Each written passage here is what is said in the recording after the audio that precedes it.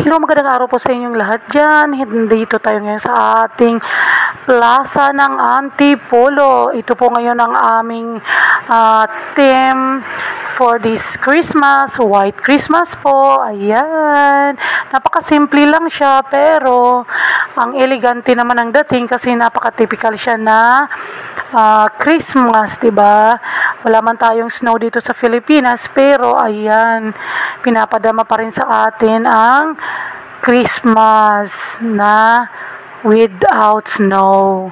Ayan. At nandito tayo ngayon naglalakad sa mga pinalagyan nila ng mga decoration na kapag gabi, ito po ay maliwanag at makulay. Kaya lang, ito lang po ang pagkakataon na nandito tayo kung kailan ito ay araw kasi wala tayong time sa gabi. Siguro mas maganda to or maliwanag at iba-ibang kulay talaga nito sa gabi, no? Hindi ko lang na-experience ngayon kasi ito nga 3 o'clock kami nandito ng anak ko, nagbi-video. Ayan.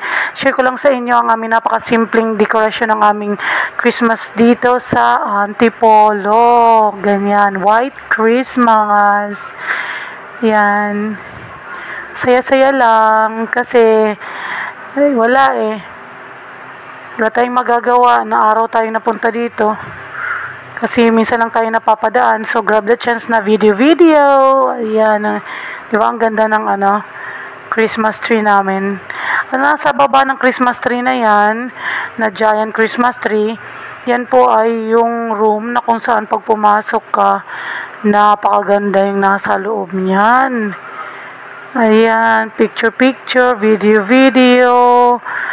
Napakaganda talaga siguro ito. Ini-imagine ko maganda talaga siya pag madilim, pag gabi talaga. At subukan natin papasok dito sa loob ng giant Christmas tree na to. Kung ano talaga yung nasa loob. Yan na nga. O, diba? Ganyan ang mga ngiti ko kasi wala naman akong Christmas tree ngayon dito sa bahay namin. Kundi dito lang, talagang busog talaga yung mata ko rito sa kakapanood ng iba't ibang klaseng Christmas tree at saka Christmas decorations. Kasi hindi ako naglagay ng mga decorations sa bahay namin Ayan, si Snowman, diba? Kasintangos lang pala kami ng ilong din, diba? Ang ganda, diba? White Christmas. Puti talaga siya.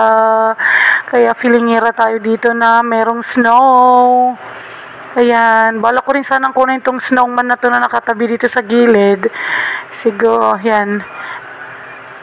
Huwag na lang kasi baka magkaroon tayo dito ng hindi magandang karanasan, di ba? Ayan. Ganda, di ba? Gingerbread. Meron din sila. Talagang mafe-feel mo talaga na parang nasa ibang bansa ka rin. Kasi talagang pinaramdam talaga nila kung ano ang meron sa ibang bansa kapag nagki-Christmas. Ayan. Ganyan lang talaga.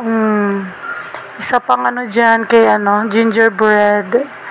Ganyan talaga. Tapos to namang video ka yung anak ko, palagi na lang yung aking pagmumuka. At ito naman po tayo dito sa hu-hu-hu.